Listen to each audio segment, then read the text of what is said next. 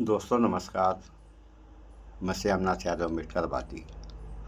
जैसा कि एक वीडियो हम पहले बनाए हैं कि क्या सत्य पराजित हो गया या हो जाएगा, तो उसी से संबंधित ये आज फिर वीडियो बना रहे हैं। पहले आप लोग थोड़ा ये समाचार देख लें।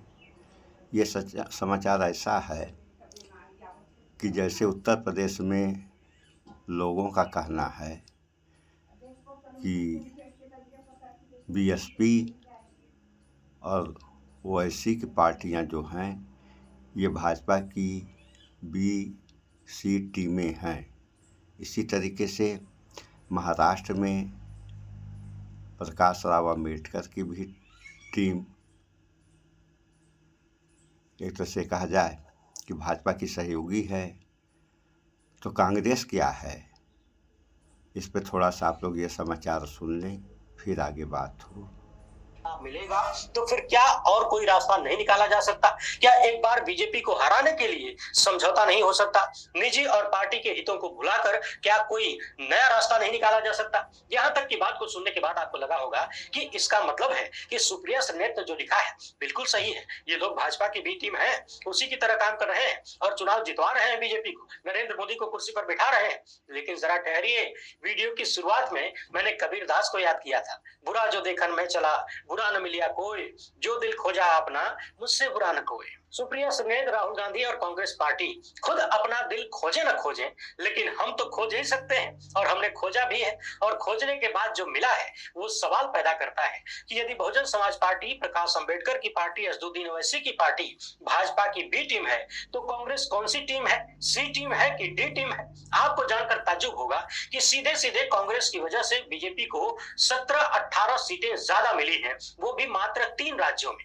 यानी कांग्रेस जो अपेक्षा बहन जी से कर रही है, प्रकाश अंबेडकर और ओवैसी से कर रही है, वही काम यदि उसने किया होता तो भी बीजेपी कम से कम 18 सीट हार गई होती तथा कुछ सीटें इंडिया गठबंधन की बढ़ जाती, कुछ ऐसी पार्टी की बढ़ जाती जो किसी गठबंधन में थी ही नहीं, मगर बीजेपी की 18 सीटें कम हो जाती। इतना तो तय है। अब मैं आपके सामने उन 18 सीटों की तस्वीर दिखाने जा रहा हूं, टकटकी लगाकर देखिए और कांग्रेस के प्रवक्ताओं तथा नेताओं का नंबर हो तो उनको ये वीडियो जरूर भेजिएगा कि कभी अपने भीतर भी झांका करिए और बताइए कि आप कौन सी टीम है, सी की डी। सबसे पहले बात केरल की कर लेते हैं। केरल में पहली बार भारतीय जनता पार्टी को 1 सीट के साथ खाता खोलने का मौका मिला है, यानी यहाँ भाजपा ने इतिहास रच दिया, उसकी एंट्री होगी। मगर क्या आप जानते हैं केरल की इस सीट पर भाजपा के उम्मीदवार सुरेश गोपी की जीत 74,686 वोटों से हुई थी तथा कम्युनिस्ट पार्टी के उम्मीदवार दूसरे नंबर पर थे, जबकि कांग्रेस तीसरे नंबर पर थी और उसे 3,28,000 से ज्यादा वोट मिला। यानी यदि कांग्रेस यहाँ पर चुनाव नहीं लड़ती या फिर कम्युनिस्ट पार्टी चुनाव नहीं लड़ती या दोनों मिलकर लड़ते तो केरल में बीजेपी का खाता इस बार भी नहीं खुल पाता। केरल के बारे में आपको लग सकता है कि चूंकि यहाँ पर कांग्रेस बहुत मजबूत स्थिति में थी, रिजल्ट भी वैसा ही है, 20 में से 14 सीटें कांग्रेस ले गई है, तो उसको लगा होगा कि हम सारी सीटें जीत लेंगे, इसलिए उसने समझौता नहीं किया, झुकना पसंद नहीं किया या फिर त्याग नहीं किया। तो इसका उत्तर आपको पश्चिम बंगाल से मिलेगा। अपनी स्क्रीन पर जरा ध्यान से देखिए। पश्चिम बंगाल में कुल 42 लोकसभा की सीटें हैं। यहाँ तृणमूल कांग्रेस को 29 सीट मिली है, भाजपा को 12 तथा कांग्रेस को मात्र 1 सीट मिली है। ममता बनर्जी ने हमेशा से ऐलान किया कि वो इंडिया गठबंधन में है, मगर चुनाव अकेले लड़ेंगी, यानी गठबंधन चुनाव के बाद का है, चुनाव तक का नहीं है। पश्चिम बंगाल के बारे में चर्चा ये भी हो रही थी कि ममता बनर्जी कांग्रेस को 2 या 4 ही सीट देना चाहती हैं, क्योंकि उनको भी लग रहा है कि वो बढ़िया प्रदर्शन कर सकती हैं और ऐसा हुआ भी। 42 में से 29 सीटें जीत लेना अपने आप में बहुत बढ़िया प्रदर्शन है, वो भी बीजेपी की इतनी बड़ी मशीनरी और चुनाव आयोग के सामने। और यदि बंगाल में ममता बनर्जी कांग्रेस को 2-4 सीट भी दे रही थी, तो मान लीजिए 2 भी दे रही थी, तब भी कांग्रेस फायदे में होती और उसके साथ साथ पूरा का पूरा इंडिया गठबंधन फायदे में होता, क्योंकि 2 सीट पर भी कांग्रेस यदि टीएमसी के साथ चुनाव लड़ती तो वो दोनों सीटें जीत जाती और साथ चुनाव लड़ने से होता ये कि भाजपा की कम से कम 4 सीटें कम हो जाती और ये 4 सीटें इंडिया गठबंधन के खाते में आ जाती। यकीन ना हो तो सबूत देखिए। रानीगंज में बीजेपी 68,000 वोटों से जीत गई, जबकि कांग्रेस के उम्मीदवार को यहाँ पर 2,63,000 वोट मिले। इसी तरह से मालदा उत्तर की सीट पर भाजपा 77,000 वोटों से जीत गई, कांग्रेस के उम्मीदवार को यहाँ पर 3,84,000 वोट मिले। ऐसे ही बनगांव में भाजपा 73,000 वोटों से जीती। कांग्रेस के उम्मीदवार को यहाँ भी 65,000 से अधिक वोट मिला। यहाँ हार के अंतर से कम वोट कांग्रेस को मिला है, मगर क्या पता मिलकर एक साथ लड़ते तो वोट बढ़ भी सकता था। इसी तरह से पश्चिम बंगाल की पुरुलिया सीट पर बीजेपी का उम्मीदवार 17,000 वोटों से जीता, यानी टीएमसी की हार 17,000 वोटों से हुई और कांग्रेस को। तो जैसा कि समाचार आप लोग देख सुन लिए, तो बात सत्य के पराजित होने की थी। तो दोस्तों अब ये लग रहा है कि सत्य पराजित हो गया, और कहावत है कि सत्य परेशान हो सकता है, पराजित नहीं। तो अगर परेशान क्या होगा, पराजित ही होगा।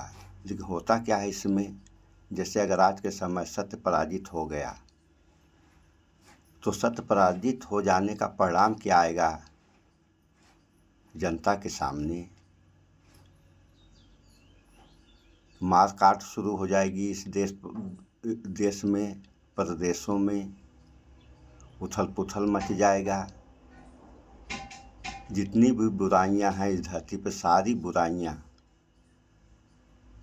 चालू हो जाएंगी, व्यवस्था छत बिछत हो जाएगी। तो ये कुछ दिन तक चलेगा इसी तरीके से।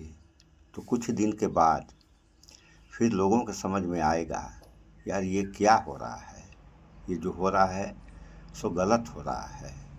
इस बात को लोग समझेंगे। अगर आज नहीं समझ रहे हैं, कल नहीं समझेंगे, परसों नहीं समझेंगे, एक ना एक दिन तो इन लोगों को समझ में आ ही जाएगा। और समझना भी है कि ये जो हो रहा है गलत हो रहा है। तो फिर वहीं से सही राह अपनाएंगे। तो जब सही राह अपना लेंगे तो सत्य की जीत होगी। तो इसीलिए कहा गया है कि सत्य परेशान हो सकता है, पराजित नहीं। लेकिन सत्य के परेशान होने में कितनी बड़ी तबाही है, इसका अंदाज़ा आप लोग लगाएं। और समय रहते सत्य को पराजित या परेशान होने से बचा लें। ये जिम्मेदारी आप लोगों की है। ऐसा नहीं हुआ तो क्या होगा, इसका परिणाम आप लोग मणिपुर के द्वारा देख सकते हैं।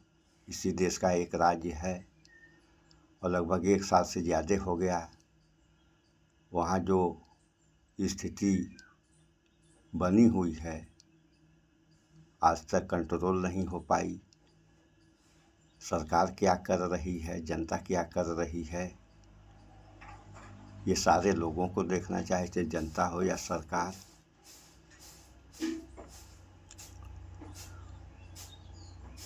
तो इस बारे में हम इससे ज़्यादा क्या कहें, आप लोग खुद समझदार हैं। सत्य को पराजित होने से बचाएं। तो इस वीडियो में इतना ही। स्वच्छता अपनाएं, शुद्ध खाएं, स्वस्थ रहें, शिक्षित बनें। जय विज्ञान, जय संविधान। नमस्कार।